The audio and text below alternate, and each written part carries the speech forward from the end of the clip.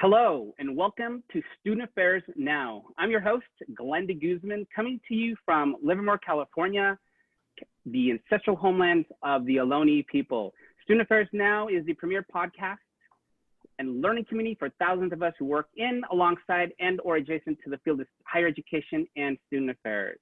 We hope you'll find these conversations helpful to you and are restorative to the profession. We release episodes every week on Wednesdays, and you can find us at studentaffairsnow.com, or you can find us on Twitter and now Instagram.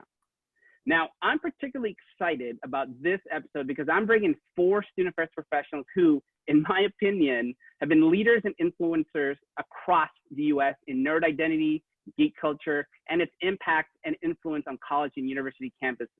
I happen to be a huge fan of this, so I'm really excited to introduce the 4 panelists for today's episode. I'm gonna start with Al Day from the University of California, Berkeley. We also have Alex Belisario from University of California, Santa Cruz, Brian MacDonald from the University of California, Los Angeles, and Dr. Emily Sandoval from the University of Southern California. This is truly a West Coast meetup, and I'm thrilled to have all of you join me. So I'd like to start by having you all introduce yourselves and what do you do in higher education, and in the spirit of today's conversation, your background and your areas of interest tied to this topic. Let's go and start with Al. Yeah, I'm happy to get started. I'm Alfred Day. Most people call me Al. I am the Associate Dean of Students and Director of the Center for Support and Intervention at UC Berkeley.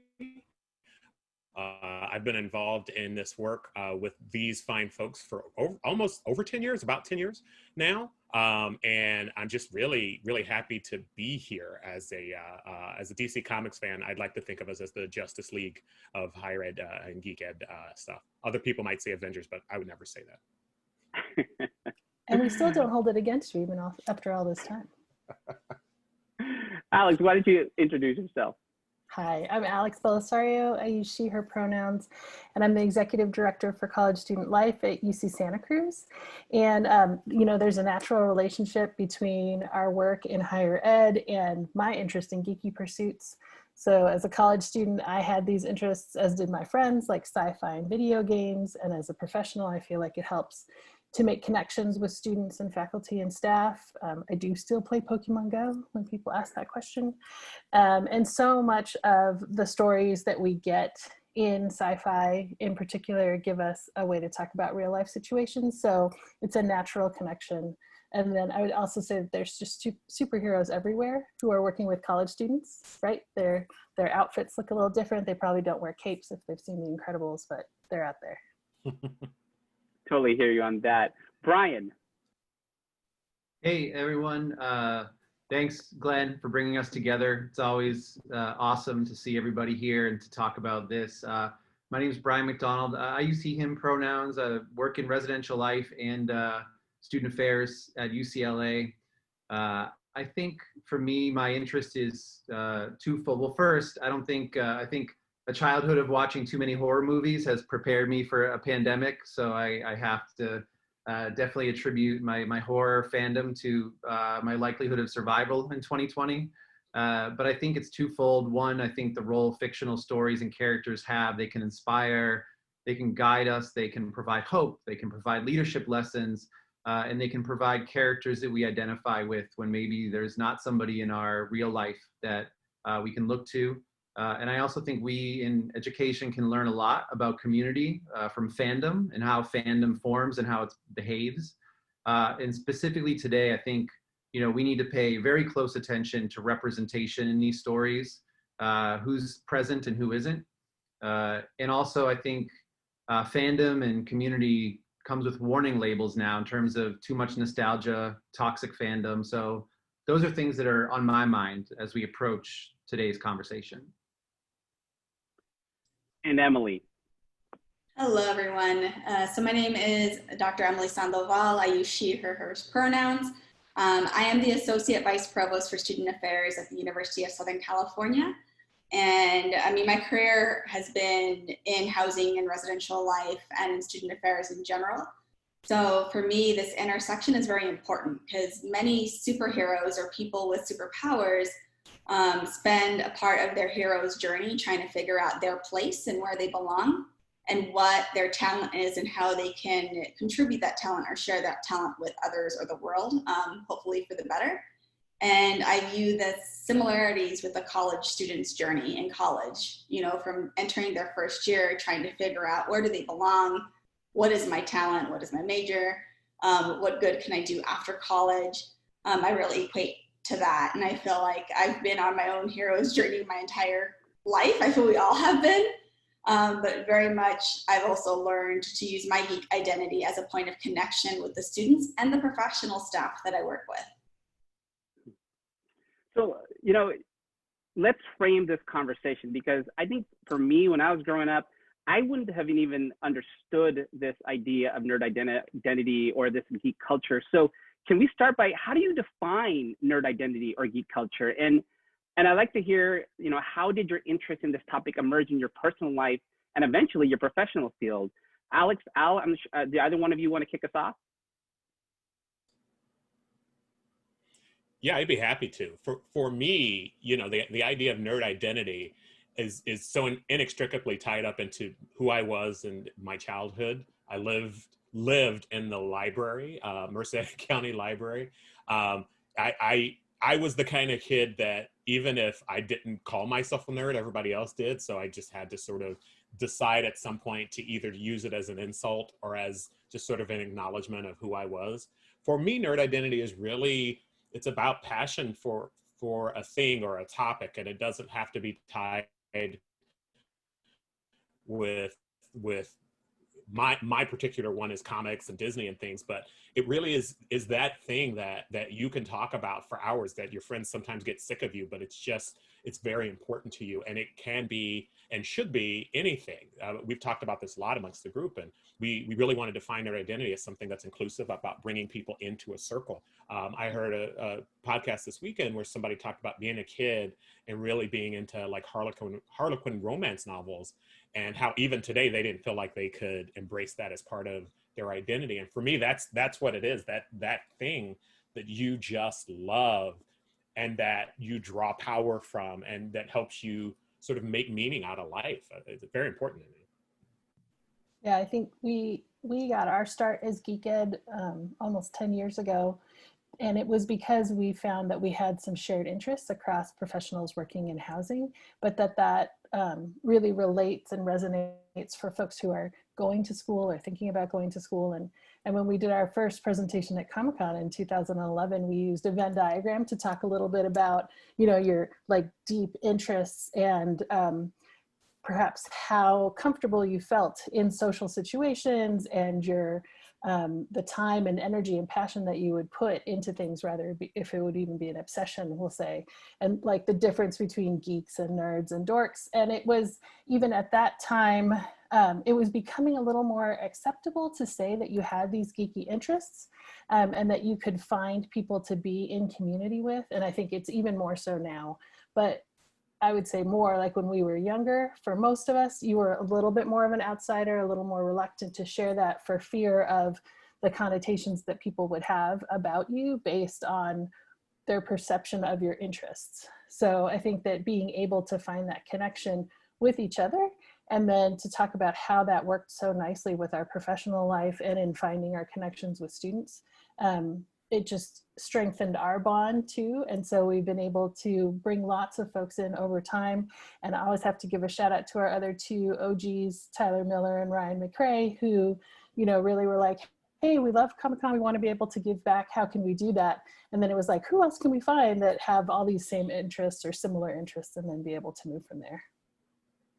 Alex, you raised a good point about tying and connecting to the college campus. And so can somebody from the panel speak and tie your professional journey to geek culture? How do you raise awareness, or how have you been raising awareness and integration between like pop culture and student affairs? And what have you learned about this intersection between these areas? You know, it's an interesting idea. Like I said earlier, like I gotta be me. It's the lens through which I see the world. I have without judgment, used quoted Superman in job interviews. Like it is who I am. And so it's sort of how I make meaning of the world. And what I discovered years ago, and Brian was a part of this at a time when I was at Santa Barbara, when I made that part of myself public, when I was a resident director at UC Santa Barbara, students flocked to it. I remember one weekend, I just took over a study room because I just needed to rearrange comics. And so I just had the entire study room with tables and tables of comics laid out, which is funny because it's my collection at the time was probably a quarter the size of it is.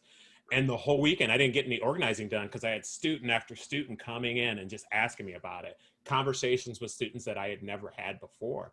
And so that was sort of the start of it for me, is once I sort of made this part of myself known, students really responded to it.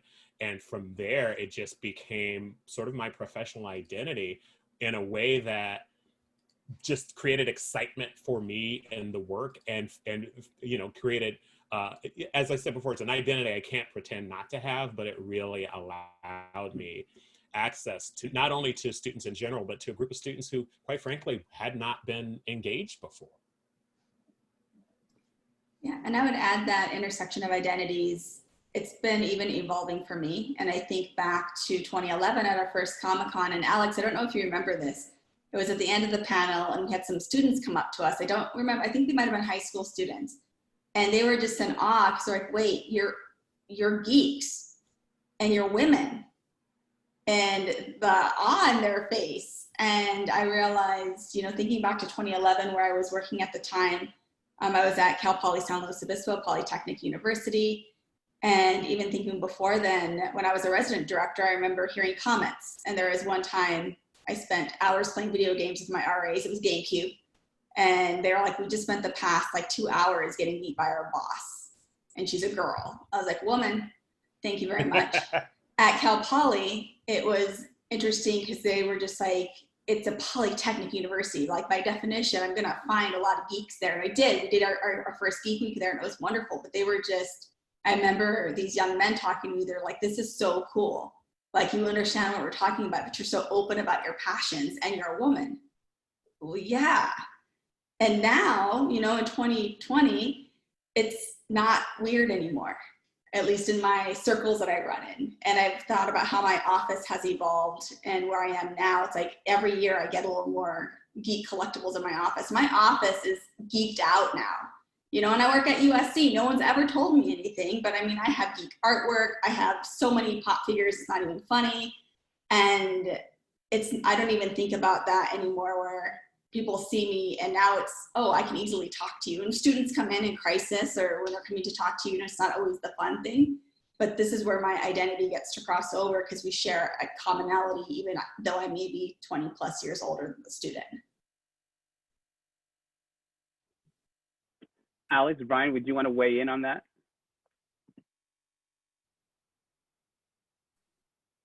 Go ahead, Brian. I know you've got stuff in your office too. I'm looking at the collection you got.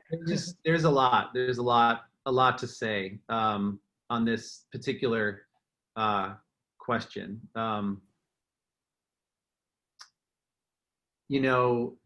10 years ago, and I should say too that, it's probably one of the professional highlights of my life of these folks inviting me to participate in this group.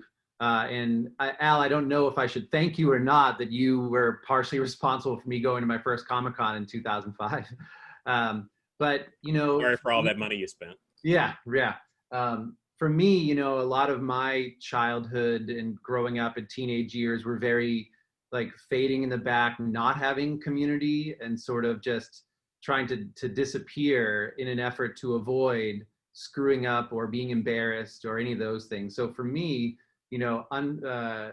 just getting lost in science fiction and horror as a kid and having something that was an escape back then turn into such a powerful, not only community now, but something that I think we learn from quite a bit today. I'll probably talk later about horror and the pandemic, right? It's very, very powerful. It's redeeming, but it also comes with a lot of responsibility as we, on this call, who I think have a history in fandom and geek culture, but also, knowing the folks on here who've been advocating for social justice for so long, to now sort of see those issues play out in fandom, where I'm sure 10 years ago, maybe we would have hoped that fandom would have been a little less toxic if you had told us 10 years ago, hey, this thing's going to happen with these properties called Game of Thrones and Walking Dead. And, you know, it would have been hard to imagine back then. But as someone, I forget who to attribute this quote to, but everybody has seen Lord of the Rings, but not everybody speaks Elvish. So there are still nerds out there. And for me, a big part of the nerd geek equation is like community versus disconnection. Like I'm rewatching Freaks and Geeks now, and it's sort of nostalgic and lighthearted, and you know the nerds in the show have friends. But then you could watch Stephen King's Carrie, and you see the real like outcast side of this in a really powerful way that I think is still relevant today. Brian, you mentioned that you've been going to Comic-Con since 2005, and I know you've been moderating panels on geek culture, I think since 2012, but I think I've sat in the audience and heard you speak. And before this call, you commented on the power that emerges, that relationship, that power that emerges between fictional stories, characters on an individual. Can you speak more to that? Sure, and I know everybody on this call has characters who they turn to, you know, in tough times. I remember going through a pretty serious depression at the same time I binge watched Firefly and then Serenity, and I felt like I was a part of that crew, and it got me through some tough times. In this pandemic, you know, I think about Sigourney Weaver's character from the Aliens franchise, Ellen Ripley, a lot, as well as Chief Brody from Jaws, in terms of like two people who were sounding the alarm bell of something that was really, really important that could save lives, and no one listened, right? And I think it's worth noting too that Ellen Ripley, that was one of the first sci-fi horror characters, protagonists played by a woman. And I think it's just really important that we look at race, gender, and other identities. And I think horror has actually pushed that in a long time. It's why it's a genre I return to. Even when you look at the very popular, all the characters that are in, you know, Lovecraft country right now, and drawing, you know, history of George Romero's 1968 Night of the Living Dead, where he wasn't even conscious of the way he was altering the story by casting Dwayne Jones as Ben. He goes on record saying he just cast somebody who did the best job in acting, which is a really interesting meta analysis of George Romero, right? But the fact that Ben gets shot after saving a bunch of white people's lives through that whole movie by a white sheriff completely flipped that narrative and inspired stories. So I point to that character in that movie as an example of such a powerful, transcendent moment in film. And that, you know, these characters, for especially a lot of fans out there who really invest in these characters, it really matters. It matters in a very positive way. It also, you know, I miss the Harry Potter fandom, right? But you see the wrestling that folks are having with some of J.K. Rowling's comments on trans folks, and people reckoning with their fandom for those comments, right? So these characters matter to people. They develop relationships. We've all cried when we've lost a character on screen, and I think it's because there is sort of there's a connection there that really matters to us. And I just to bounce off of that, I personally have never been a horror person until this new wave of horror centered on Black lives with Get Out and Us, and most specifically Lovecraft Country, that are really speaking to the horror of the Black experience in the United States. Has really, I don't know if it's made me a horror fan yet, but it's just really all of a sudden the metaphor of horror makes sense to me in a way that it never did before, because like many other Black people, I don't understand why people stay in the house. Yeah, and I think on that note too, I mean, I think there's value in looking at, there's a censorship history in comics. You could argue, I think a lot of us, you know, who grew up Gen X in the 80s were taught rated R means it's bad, or parental advisory on music means it's bad. But when you look back to these old horror movies, or, you know, Black Sabbath and other music that was sort of stifled, there was very positive social messaging in all of these platforms that were stifled under the guise of this is bad for kids. So I just think it's really, really good insights too that Al shared with that show. It's really powerful. I think one of the other things we tend to talk about when we're all getting together is how thinking about geek or nerd identity can also go beyond that. So for me, like watching a lot of violence gives me nightmares and pictures in my head. So I tend to some of the perhaps less violent comics and things. So Phineas and Ferb, I've been a longtime fan of. And Perry the Platypus is one of my superheroes. I tend to be a little bit shy. I'm not the biggest fan always of public speaking.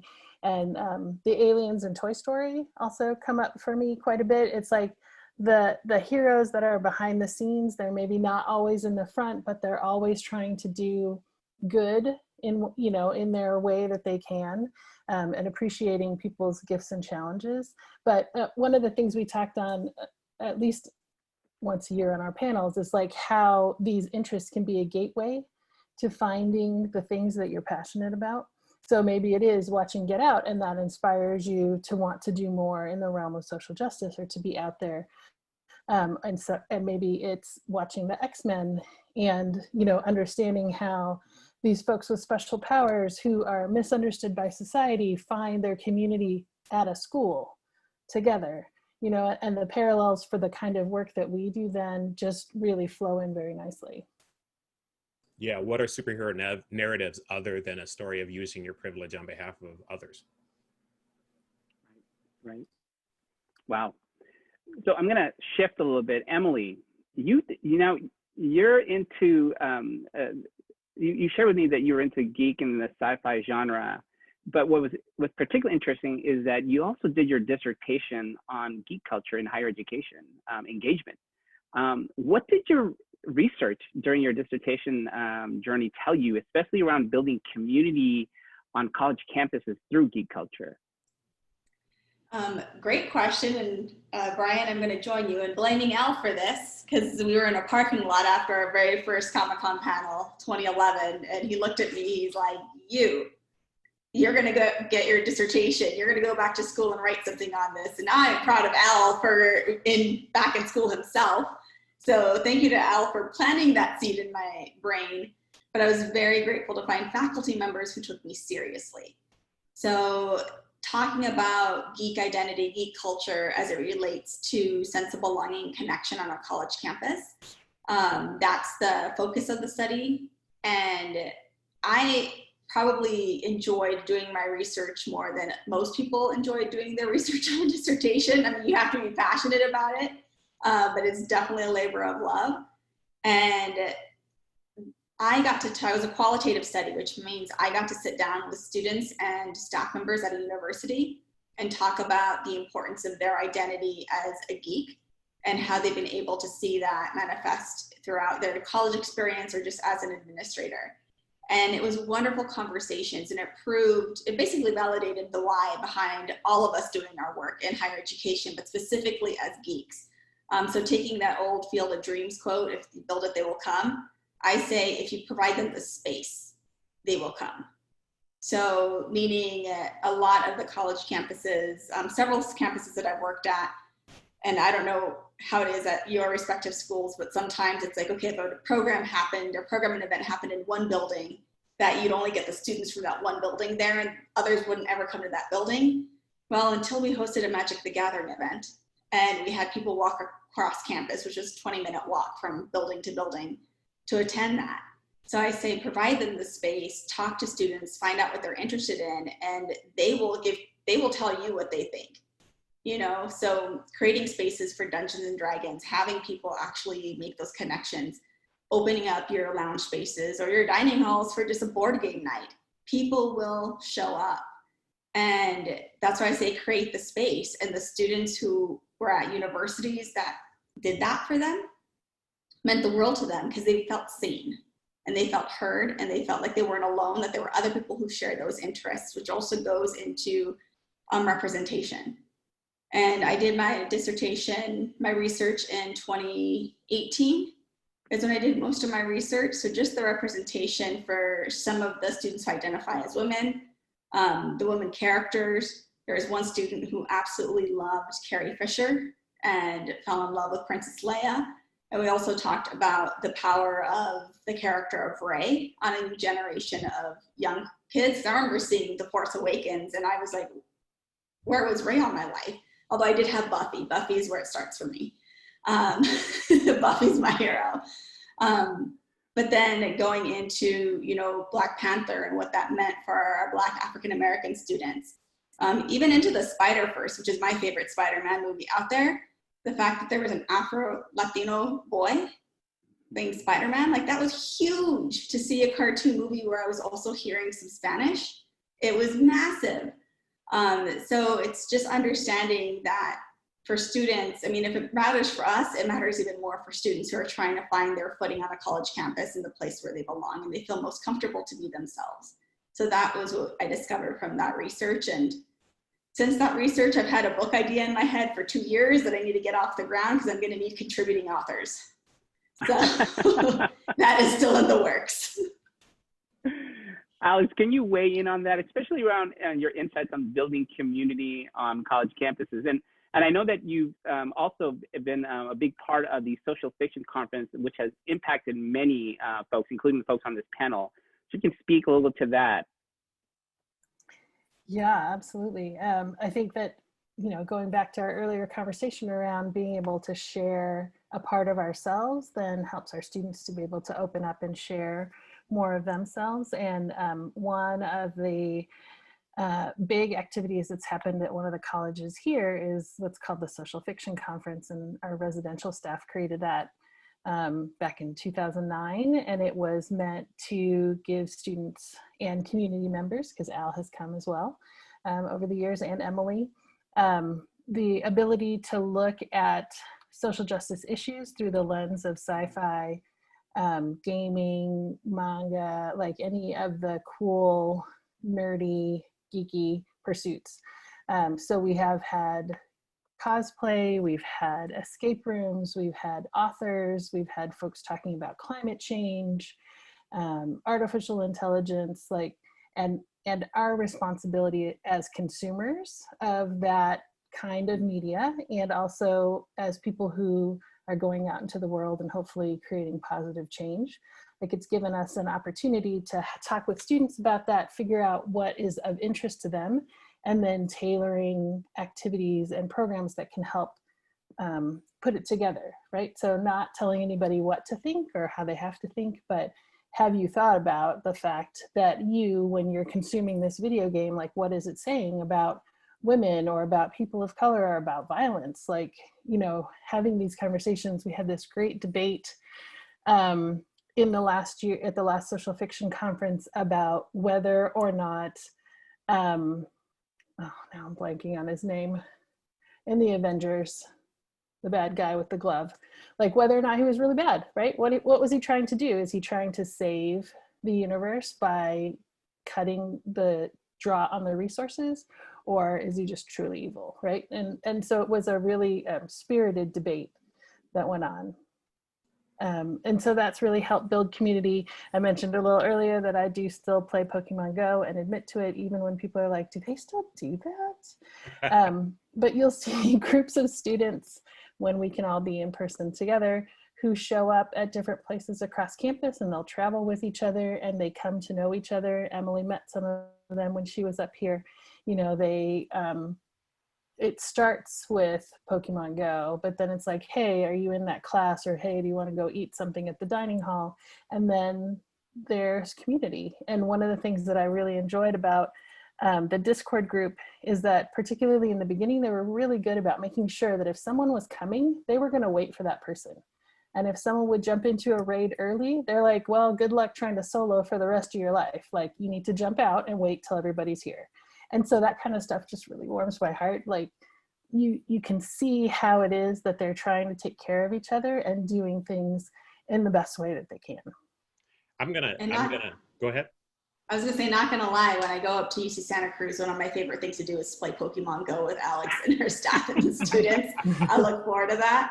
But I will add that, you know, the Social Fiction Conference, and then also just some of the students that I interviewed in the lens of being a geek, also allows us, like Alex was saying, to talk about openly, like, yeah, I may be a huge fan a Buffy the Vampire Slayer. Absolutely adore it. Like that is my top, one of my top fandoms. But you could also look at it at a critical eye and say who's missing and who's not there. And I think having those conversations also brings some real fruitful discussions about race and ethnicity and gender and sexuality that most geeks don't shy away from having. We've been having these conversations in our fandom for years. It's actually one of the hallmarks of fandom is the ability to engage in these conversations critically. It's one of the things I like about fandom is there's no topic of any sort of sci-fi comics or any type of fandom that you can't argue about, but there's such a model built within fandom to have disagreement with sort of a level of civility. I'm going to sell anybody who's listening to this podcast or participating in this on why this shit mattered to you. Is when we all started presenting together, I was in Res Life, and now I'm out of Res Life, and I don't have, one of the great things about being in Res Life, you have a lot of positive interaction with students. And so for me, over the last couple of years, as I haven't had that positive, sort of directly positive, my job now is a lot with students in crisis, is I found so much joy in going into these spaces and talking to these things. And if you're looking for a way to have a complex or complicated conversation with students, using the lens of popular culture is an incredible way to get it done. When Wonder Woman came out, and especially when Black Panther came out, because I'm the comic book guy on campus, I was involved in a lot of conversations and presentations about these. And I cannot tell you how much joy I got out of my work with students with having these conversations, particularly with Black Panther, and particularly lately with the unfortunate passing away of Chadwick Boseman. That if you are looking for an opportunity to have students engage with critical thinking and also do it in a joyful way, this is it. The conversation you talk about, Alex, with Thanos, so many of our conversations around Black Panther were around, but was Killmonger wrong though? Because I kind of don't necessarily disagree with Killmonger. And the ability to really jump into a space with students where they bring their joy and they're like you talked about, right, Emily, like my experience was, okay, so we're going to have a presentation about XVSH issues. So everybody, we're going to bring pizza and really talk about difficult things. But if you then say, okay, let's go through and find some pop culture examples of the things we want to talk about with SVSH issues and bring it within the context of, hey, that thing that happened with Spike and Buffy, that wasn't cool, right? When you really look at it, let's really dig into it. You'd be amazed the people that show up that would never otherwise show up, and the joy and complexity they bring to that conversation. I get joy. And the other piece I'll talk about is not only for your students, I personally get joy out of every time I'm able to interact with this group when we're presenting at Comic-Con, when we just talk to each other, because it is a passion of mine. And I don't care if we share the exact same passion. The thing I'm responding to is that you are passionate about a thing. And I just get so much joy. And if folks are looking for ways to bring this to their campus in a way that students are going to leave feeling that their time was valued and that it was worthwhile for them, this is the secret sauce. Yeah, and I'm going to add, even during the pandemic, it has been very unique. I mean, you all know video game consoles were like sold out the first couple of months when the pandemic hit, because that was a one way to stay connected, because Zoom fatigue is real. We're all tired of Zoom. Students don't even love using Zoom that much. But talking with their friends via online video game playing, like that's been huge, even to the point where during the summer as a staff engagement, there were staff members who hosted an Animal Crossing like half hour, like let's visit each other's islands. And I tried really hard not to buy that, and I did. It's like just a to-do list I always have, a fun to-do list, but I'm like, oh no, this is not good for my personality. So I've been trying to balance it out again with my Mario Kart and my Smash Brothers. But it's a way to connect, like right now, and Glenn, you're the center of this. Our students that did come back to campus had to be by themselves in their rooms for the first 2 weeks. And we were trying to figure out how can we build community in that space when I don't think anybody who's listening to this knows that is not the ideal way to introduce students to your campus community. And figuring out ways to connect them and get them to know each other, these are the methods that are available to you not only, but also students are going to flock to this stuff. So just shifting here, so we're in this pandemic environment. How are you seeing students, staff, faculty connecting to pop culture in this environment? I mean, obviously everyone's going online. Are you seeing positive impacts, negative impacts? What are you seeing out there just in your conversations with others?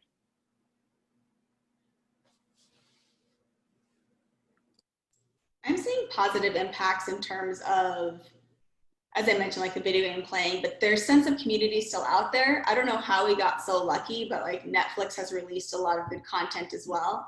But we could have a whole panel on just the Umbrella Academy season 2 and everything that happened in that season. It was so good. But there's been shows like Lovecraft Country where you could binge them right now or watch them episodically. But it's Watchmen, exactly, where people are coming together. And then I'm looking on Netflix because I have, Netflix knows you like a certain type of genre. So I was like, oh, Warrior Nun, I'll check this out. I'm like, sure, it's like another chosen one, but I'm like, it's so fun. So I think that's how we're seeing community around shows, video games, comic books.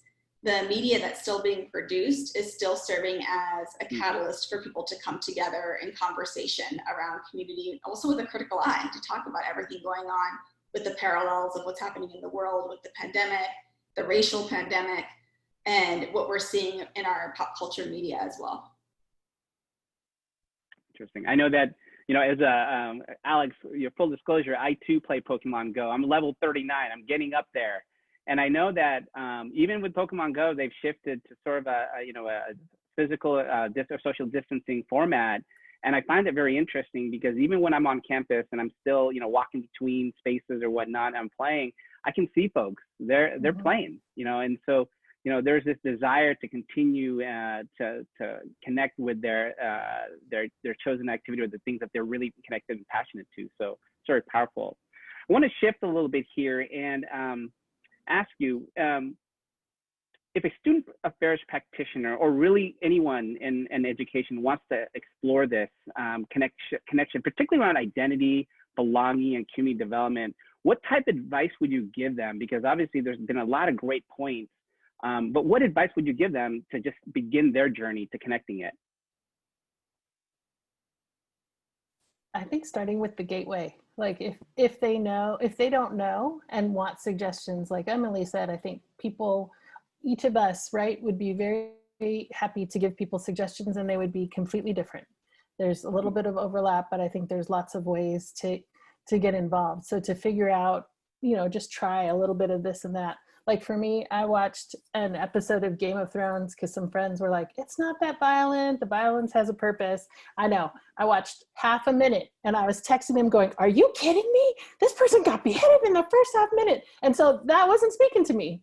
And so it's fine. I went through a whole season just to see and then realized that wasn't it for me. But Buffy the Vampire Slayer, absolutely in there. A lot of the Disney animation is very fun and engaging for me. And so, I have lots of staff members who are talking about Korean soap operas. That seems to be speaking to them at the moment. So figuring out what that gateway is, and then figuring out who else is doing that, who else is interested in it, and building the community around that. And then, as Emily said, right, you get other suggestions that are speaking to you because that's in your algorithm. The more people that you can connect with who have a similar interest will have other interests, and so on and so on. And so then you're in. And what's unique is some of our gateways are still very relevant. So as a child, like when I say what made me a geek, it was Star Wars, the original trilogy, and She-Ra. And then lo and behold, She-Ra came back, which was nothing like my 1985 She-Ra, but it was so much better. And it was so amazing and so well done when you talk about representation. So it is trying to find out if people say, well, but I geek out about Broadway musicals. Yeah, so do I. I geek out about books. Yeah, so do I. I was an English literature major. So like, what makes you really excited? And then let's talk about that. And you could get someone talking about something they're excited about for another 30 minutes and then start asking questions that help them even think critically about why they connect with that. Yeah, I mean, I think the key is really that internal excitement about a thing. One of the things we talk about a lot when we're presenting is, and it goes to Brian's point earlier about toxic fandom. You know, here's a way to engage in it in a really sort of positive way. Is when you are sharing the thing you're passionate about, do it in a way that's bringing people into the circle instead of excising people from the circle. I'm a comic book fan, and I once had somebody come to me and say, "Oh, I like Batman too. I've seen all the movies." Now, my initial impulse was to be like, well, you haven't read the comic books. You're not a comic book fan. And a lot of fandom has that reaction where it's sort of like you have to prove to someone that you're a fan of a thing. And what we ask people to do is flip it. If you have something you enjoy, don't try to judge whether someone is a fan. If someone says, "Oh, I'm a big Batman fan from the movies," you go, "Great. I love those movies too. Let me loan you a comic book, because if you love the movies, you'll probably love that." Or to Alex's point, "I don't really like horror." To not be like, "Oh, no, you're dumb for not liking horror," right? That is not a way to bring people into a circle. And that's the beginning of toxic fandom, which I think we all can agree is a terrible, terrible thing. But whatever you love, whatever you have passion about, and I think everybody on this call knows, and what I have found is most people I've interacted with in the world have a thing that they're really into. And Brian and I have talked about how a lot of us learn to push it down, but a thing that you love that you could talk about until the sun goes out, that's your thing. Embrace it and let other people know that you're into it. And if you get sort of some flack for it, those are toxic people that you don't really want to engage with. But I guarantee you, if you're in student affairs and you're interacting with students, there's a student out there who sees that. And there's a student out there who is going to be like Alex and Emily talked about, which I remember that moment at our first Comic-Con presentation, and I was just floored of women coming up to them and being like, "Oh my God, you're geeks, but and I think they said girls, and just for them to see the two of you,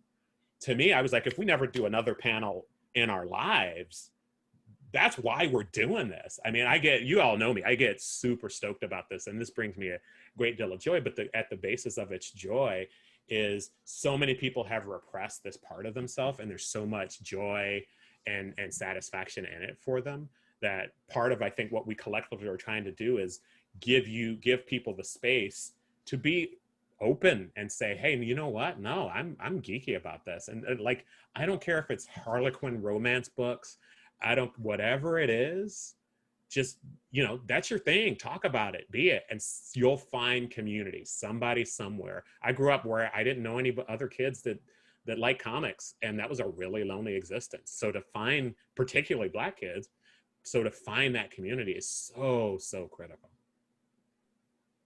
Go ahead. Al, it's interesting because, go ahead, Brian. No, stay on that thread. I can jump in after. Go ahead. Well, I was going to comment on, similar to many of you, Al has been integral in getting me connected to this culture and really kind of exploring it. I know you took me to my first Comic-Con about 8-9 years ago, and it's now kind of rolled into my family. So my family rolls to Comic-Con, and they, when I said, "You want to go to Disneyland and Comic-Con?" they look at me funny, like, "Disneyland? No, we're going to Comic-Con." But I think in part because of the diversity of areas and topics and interests, because even today, when, now obviously not this past year, but in the past, when we go to Comic-Con as a family, I don't see my family at Comic-Con because we're all going to different things. I'm really into Asian inspired anime. My daughter's in the art and the illustration section. And my son is really into manga and gaming. And so it is a really fascinating thing when you speak about fandom in the different areas and subjects. I want to kind of turn, Brian, you wanted to weigh in on something, or was there a topic or a thought that you had? Only that, in addition to what everybody else said, I think, we've lightly touched on this, but unpacking like villains, I think, is really important in a lot of these stories, both in terms of, villains who weren't necessarily, like people who have been villainized over time. So sort of unintentional villains that maybe some of us actually relate to from earlier stories, as well as like unpacking the negative experiences that, led folks down a certain path. I mean, we've mentioned Thanos, we've mentioned Killmonger. Those are all very relevant, but I think, right now there are some scare, like for me, climate change is as scary as Galactus. Like that's a real thing. Or like censorship, some of the things that we're seeing, that we're now being told, like if you want a federal grant, don't talk about critical race theory. Like these are real superhero moments that I think, in addition to supporting our students, I think those of us who are, you know, for me, like 42 years old, like in more leadership decisions now, that I'm like, why does anyone trust me with this decision? I shouldn't be affecting lots of people's lives. I think that's something that many of us go through. And for those of us on this call, kind of remember a time where we worked these things out, these crazy disagreements within fandoms in person. But there's like these superpowers that all of us have with access to the internet and phones, and pushing that button is probably a power many of us couldn't have. Like I can communicate my thoughts to the whole planet. What? And I think we're reckoning with those now too. And where are the stories that can help us get through data privacy, deep fakes, all these sorts of things that are going to be affecting us for a very long time. The rise of fascism, supervillains in the presidency. I mean, I read those books in the 90s. Yeah, yeah. So I'm looking at time. We're running out of time, y'all. And so what I want to do is I want to kind of wrap this up and give you all about 30 to 60 seconds. If you were to meet up with this question, if you were to meet up with a student affairs professional or an educator, really, and wanted them to geek out, nerd out with you on something specifically that's meaningful to you, what would you invite them to join you in your adventure? And let's go ahead and start with Emily. Put you on the spot here. I would invite them to binge watch Buffy the Vampire Slayer with me, but also read the comic books. I'm actually just finishing the comic books that were tied to Joss Whedon, but just to talk about, you know, having that character in 1997 when it came out. And yes, the movie was before that. I'm going to talk to Sarah Michelle Gellar about the Vampire Slayer, and kind of what that meant. Like for me, I was a year older than the actual character of Buffy, which I think is why I connected so much with her. But the villains she fought and the metaphors that was to high school life, to real life, and just the learning that could come from that, as well as also taking a critical eye. I was actually not a Spike and Buffy fan, very much to what Al had mentioned before, because people look over that relationship violence aspect of it, but there's so many important lessons that equate not just to high school students, but to college students as well. So I'd geek out over Buffy. Al? I have so many things, but right now, Lovecraft Country did not come to play with you and your little friends, okay? Lovecraft Country is putting out some stuff that my whole life as a 51-year-old Black man, I would think nobody's gonna say this out loud about sort of taking one of the core texts of horror and sci-fi fandom that everybody talks about, and really sort of being like, y'all know that's racist, right? Like, and really like not even doing it in phrases of analogy, but just blatantly being like, we're going to show you the racism inherent in the sci-fi tales you have loved. We're going to show you the real experience of real life terror that Black people experience in the 50s and today. And we are not going to play with this narrative, and we're also not going to have heroes that are pure good that never do anything bad. Some of the heroes in this show do awful, irredeemable actions, and it's complicated. There was an episode where at the end, something, I don't want to spoil anything, but something really awful happened that I didn't know if I could come back for the next episode. Lovecraft Country did not come to play with you, your little friends, or Slim around the corner. Lovecraft Country is insanely good. Wow. Brian? What's my budget, Glenn? I would say, you know, one of the, like, I despite, like, you know, being comfortable public speaking and, you know, being tall and all that, like, I really tried hard not to stand out as a kid. And so while I've been able to like hack my brain to do certain things that make me look extroverted. I'm still quite introverted. And there's certain things that still like will make me implode if I think about them. And one of them is like dance, performance, all those things. However, you know, I would say if you've now achieved some level of your life where you can invest in your fandom, you know, I invested in cosplay, and I have a Predator cosplay from the 1987 movie of the same name created by Stan Winston. And when I put that like mask and everything on, like I can do things that I can't do when I'm just like this in a crowd. And so I would take somebody, I would find out what their fandom is, and then I would immerse them in cosplay and provide them the joy of what happens when you walk through a big crowd and 100 people want to take pictures with you, and you can correct things in fandom with cosplay.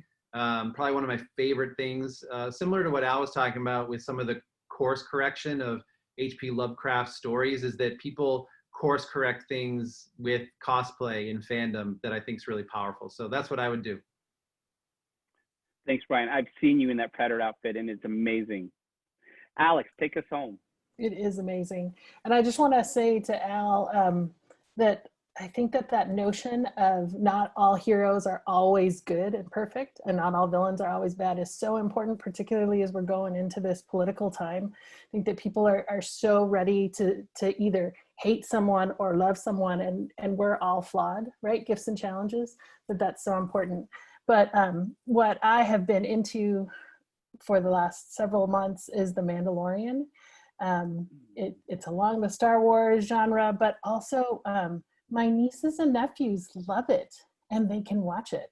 And so it's like getting a whole new generation into Star Wars in a way that, because we're all at home, like we could be watching it at the same time, even if we're not in the same place. I know. Oh, I have a little baby Yoda as well.